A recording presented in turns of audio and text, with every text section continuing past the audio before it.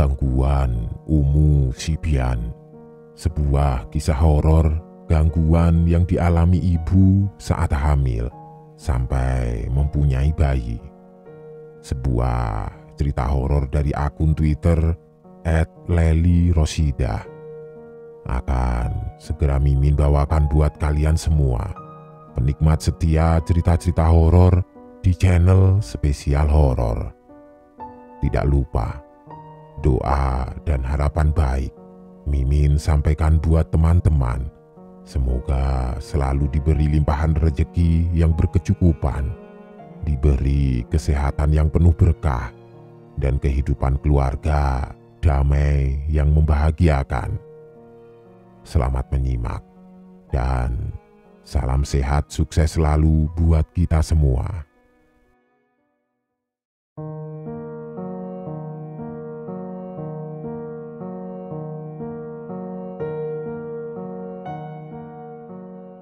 Tahun ketiga pernikahan.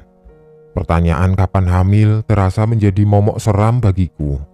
Berbagai hal telah kulakukan untuk mendapatkan keturunan. Mulai dari meminum jamu-jamuan herbal, kurma muda, meminum air tetesan embun yang ditampung di bawah genteng, hingga berbagai dokter dan bidan telah kudatangi untuk konsultasi. Namun, tetap tidak ada hasil. Padahal tidak ada masalah kesehatan atau reproduksi yang mengganggu padaku dan suami. Semua terlihat normal, bahkan tergolong subur. Untuk itu, suami memintaku berhenti bekerja agar tidak terlalu capek. Sebab, kata dokter, bisa jadi karena terlalu lelah membuat hormon jadi tidak tentu. Meski tidak rela, aku pun pasrah menurutinya. Apalagi desakan dari ibu mertua yang ingin segera menimang cucu membuatku mengalah pada keadaan. Usia mertua yang mulai senja memaksanya tidak sabar untuk melihat keturunan dari suami.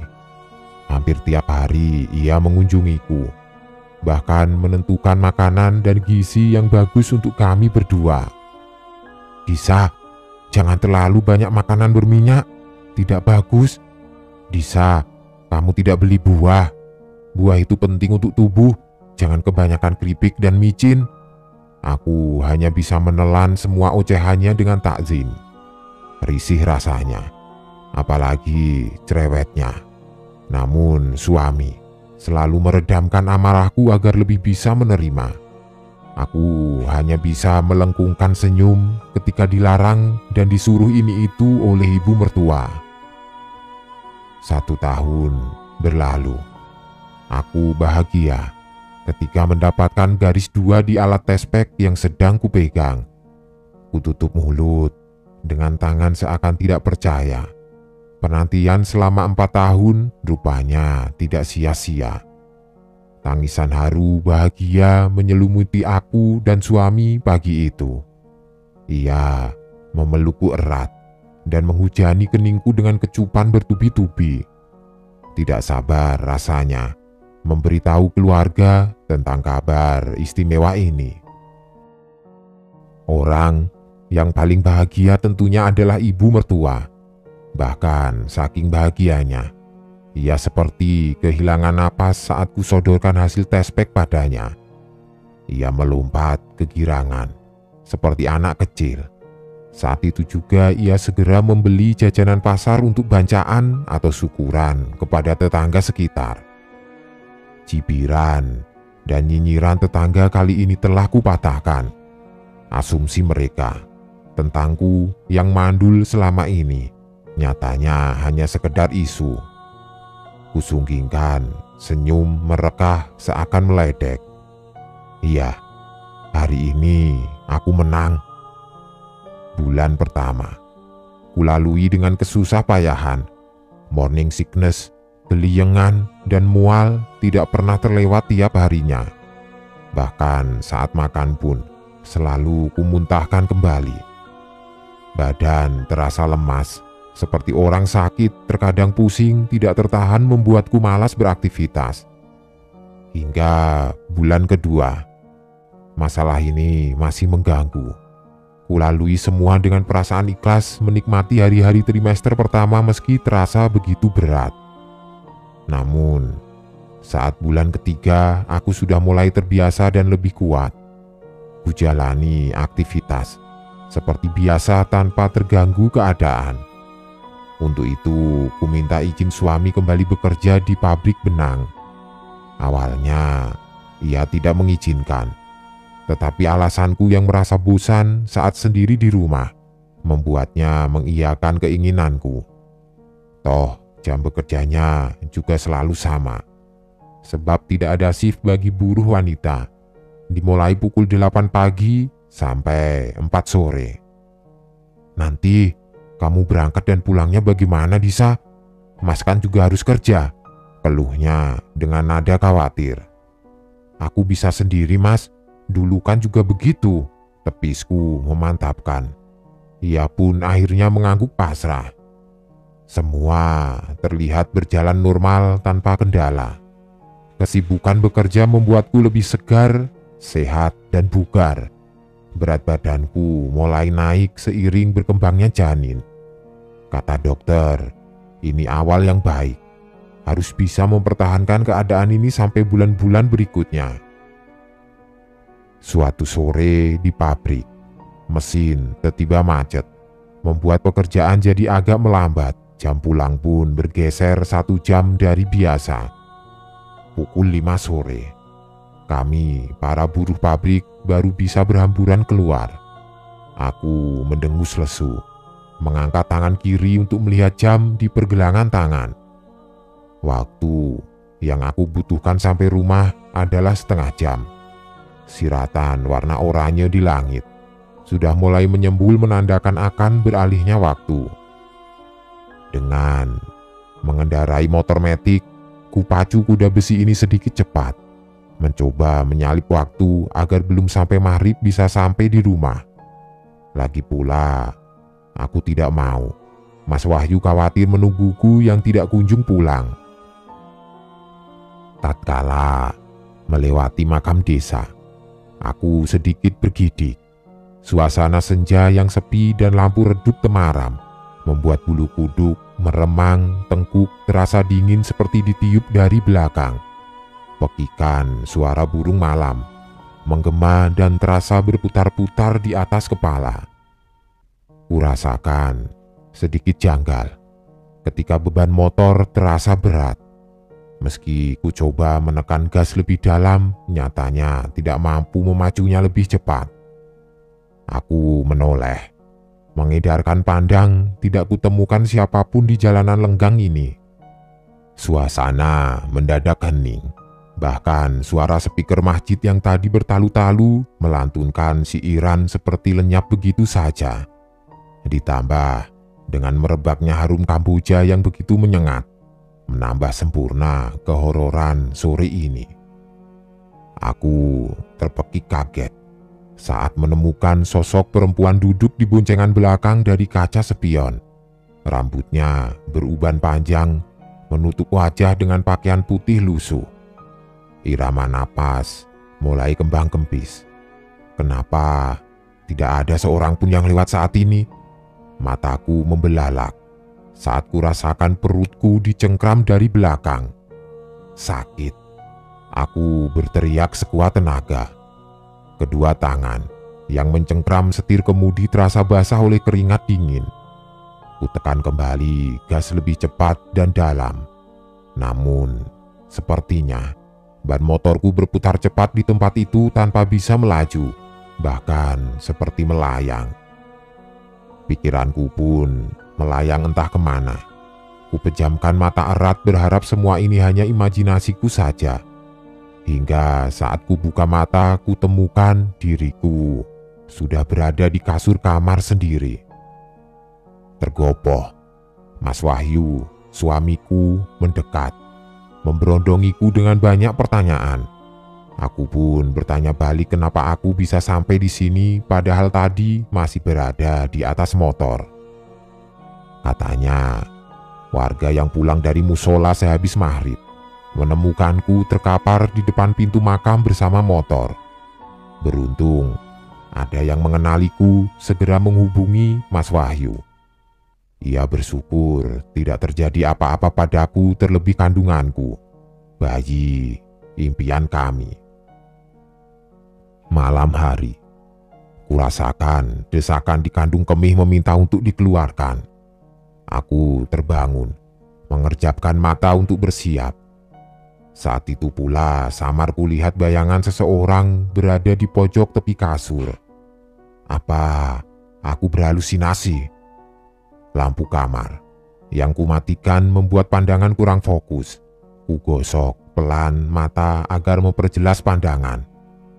Aku tersentak kaget ketika kudapati sosok wanita dengan mata satu merah melotot dan senyuman menyeringai menatap tajam. Di kepalanya terdapat tanduk seperti kerbau. Kugoyangkan tubuh suamiku kasar untuk membangunkannya. Sontak ia terduduk cepat. Namun sosok itu hilang begitu saja ketika akan kutunjukkan pada suami. Rasa percaya yang tinggi membuat Mas Wahyu mengiyakan segala yang kuceritakan. Ia menenangkanku sembari mengusap punggungku halus. Tidak lupa berjanji akan selalu melindungiku. Pagi hari, saat akan pergi bekerja, Mas Wahyu menaburkan uya grosok atau garam kasar di sudut-sudut rumah. Kepercayaan ini ia dapatkan dari orang tuanya yang bilang bahwa hal ini mampu mencegah datangnya makhluk gaib agar tidak lagi mengganggu. Tidak lupa diselingi dengan bacaan-bacaan kalam ilahi untuk meminta perlindungan. Namun, gangguan itu belum selesai. Bahkan semakin intens. Hampir tiap hari wanita itu selalu datang. Pernah saat maghrib, kulihat sosok itu merayap seperti cicak dengan lidah menjulur panjang memutari dinding kamar cepat. Namun, hilang dalam gorden saat aku berjerit memanggil suamiku. Begitupun malam-malam selanjutnya. Ketika Mas Wahyu pergi ke musola, aku sedang asik memainkan ponsel di atas sofa ruang tamu. Tiba-tiba angin berdesir lewat mengibaskan rambutku pelan. Aku terdiam sebentar, melirikkan mata mengitari ruangan tanpa bergerak. Bagaimana bisa ada angin masuk begitu saja? Padahal semua pintu dan jendela sudah aku tutup. Aku tersentak kaget. Saat menyusuri pandang ke arah jendela, kutemukan wajah seram wanita itu lagi, berdiri menatap dari luar jendela. Tangannya menempel di kaca, menimbulkan decitan suara kuku panjangnya yang beradu dengan media kaca. Kedua tanganku sigap menutup telinga, tubuh mundur perlahan dan meringkuk di pojok sofa dengan mata terpejam. Teriakanku keras saat merasakan sebuah sentuhan di tangan. "Disa, kamu kenapa?" Entah sejak kapan Mas Wahyu sudah ada di depanku. Bahkan suara ayunan daun pintu yang terbuka tidak kurasakan sebab kengerian suasana. Pernah pula saat sore hari sepulang kerja, karena lelah sangat aku tertidur tanpa membasuh tangan dan kedua kaki terlebih dahulu. Kurasakan tubuh seperti terkunci, tidak bisa digerakkan meski raga terasa bangun. Bahkan untuk memanggil suami lidahku terasa keluh. Perlahan, kudapati sosok itu berada tepat di atas memelukku erat. Napas tersenggal berusaha melawan. Keringat meluruh membasahi tubuh. Hatiku sudah menjerit keras tetapi tidak dengan mulutku. Aku hanya bisa menatap pemandangan mengerikan itu tanpa bisa beranjak pergi. Beruntung Mas Wahyu datang. Ketika makhluk itu hampir mencengkram perutku, lagi-lagi sosok itu hilang begitu saja. Semakin lama, mata batinku seperti terbuka. Terkadang, seperti kulihat beberapa anak kecil berlari-larian di dapur rumah saat malam hari. Suara cekikikan mereka terasa sangat mengganggu.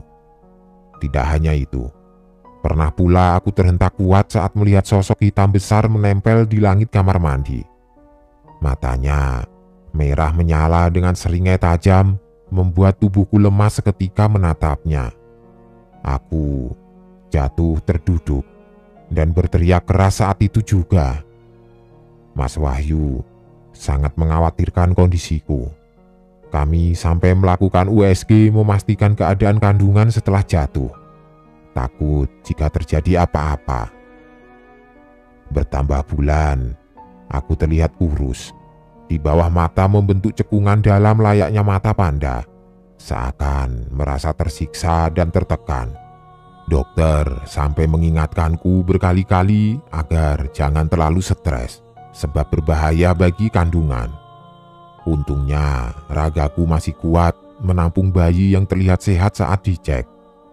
Aku selalu menangis, mengeluhkan kesahku pada Mas Wahyu.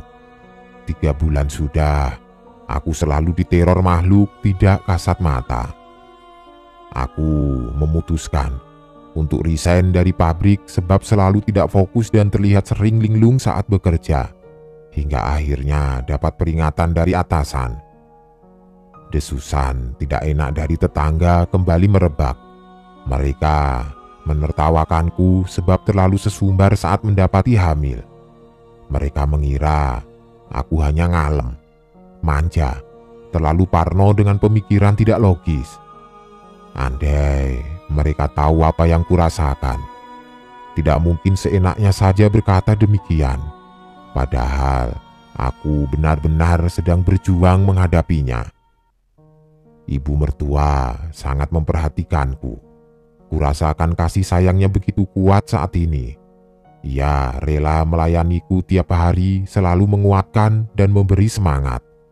Tidak lupa, ia menepiskan semua omongan tetangga. Ia berkata semua akan indah pada waktunya. Berkali-kali ibu menyarankan Mas Wahyu untuk menemui orang pintar. Tetapi kesibukannya bekerja membuatnya menunda-nunda usul dari ibu. Kini, di usia kandungan yang hampir 7 bulan, saat Pak D. Yusuf mengunjungiku, kuceritakan semua yang kurasakan. Aku hampir lupa jika Pak D adalah orang yang mempunyai ilmu tentang hal-hal mistis. Ia berkata bahwa wanita pengganggu itu adalah Umu Sibian. Sosok yang memang suka mengganggu ibu hamil dan bayi di bawah 2 tahun. Bisa jadi semua karena kejadian di makam waktu itu. Sebab ibu hamil memang pamali keluar rumah saat senja. Untuk itu, ia menyarankan agar melawan ketakutanku sendiri. Tidak lupa ia berpesan untuk menutup rapat-rapat jendela dan pintu pada waktu maghrib. Juga mewanti-wanti untuk membawa benda tajam seperti gunting atau peniti di sekitarku, dimanapun berada sebagai pegangan. Ia juga memberiku sebuah gelang dari tali putih yang sudah dibacai mantra yang entah apa. Tiap malam, meski dengan perasaan was-was, aku dimintai untuk sholat malam dan mengaji. Awalnya aku sangat ketakutan. Bahkan merasa tidak khusyuk sama sekali, sebab kecemasan yang luar biasa. Dengan sabar, Mas Wahyu selalu menemaniku. Hal ini membuatku terasa sedikit nyaman. Hingga akhirnya, semua kekhawatiran itu hilang dan terbiasa dengan sendirinya. Aku mulai bisa tenang beribadah. Perlahan, di usia kandungan 8 bulan, gangguan itu mulai mereda. Aku sangat bersyukur mempunyai suami seperti Mas Wahyu. Betapa telatennya ia menguatkan dan menyandingiku. Rasa syukur dan bahagia kini rasanya semakin lengkap tatkala aku bisa melahirkan dengan sempurna. Seorang bayi laki-laki mungil telah hadir dalam hidup kami. Sesaat setelah lahir, dokter segera memberikan bayi kami pada Mas Wahyu untuk diazani dan ikomahi. agar tidak didahului setan. Buliran bening di pelupuk mata, tidak terbendung lagi memaksa untuk keluar. Aku begitu terharu dengan pengalaman yang luar biasa ini. Mas Wahyu didampingi ibu, menggendongnya dengan amat hati-hati. Ia tersenyum menatapku, lalu memiringkan wajah buah hatiku agar bisa kutatap. "Lihat, Disa, dia mirip sekali dengan kamu," ucap Mas Wahyu lembut, membuat air mataku semakin meleleh dan tumpah ruah membanjiri bantal. Nifas yang panjang setelah melahirkan membuatku tidak bisa beribadah. Rupanya gangguan itu muncul lagi. Saat itu aku lupa akan pesan Pak D untuk menutup jendela kamar saat menjelang malam. Bahkan jemuran baju bayi di luar rumah lupa aku angkat. Ibu pun sedikit mengomeli keteledoranku, namun tetap sabar mendampingi dan membantuku mengurusi bayi. Kali ini gangguan menyerang bayiku. Tiap malam ia selalu menangis jejeritan sambil membelalak menatap langit-langit kamar. Ingatanku kembali pada sosok Umu Sibian yang sering kutemukan merayap di dinding. Namun, sepertinya mata batinku sudah tertutup kembali. Aku tidak bisa menemukan sosoknya tiap kali anakku menangis. Kami begitu khawatir akan keadaannya. Meski sudah dibacakan ayat-ayat Al-Quran oleh Mas Wahyu, ia tetap seperti itu tiap malamnya. Bahkan badannya selalu panas ketika sore sampai menjelang subuh. Pernah pula kutemukan ia menangis di bawah kasur dengan sendirinya. Sontak aku kaget dan heran. Bagaimana mungkin bayi yang belum genap sebulan bisa menggeser tubuh? Padahal di kiri kanannya sudah kuhalangi dengan bantal guling, bahkan penghalangnya tidak berubah posisi, masih tertata rapi di tempatnya. Untuk itu, ibu menyuruh Mas Wahyu agar menghubungi Pak D Yusuf. Ia menyarankan agar saat ia membelalak, usap wajahnya dengan air dingin sambil dibacakan beberapa ayat. Kemudian tiup ubun-ubunnya sampai berhenti menangis. Lantas tengkurapkan bayi agar tidak bisa melihat apa yang ada di atas.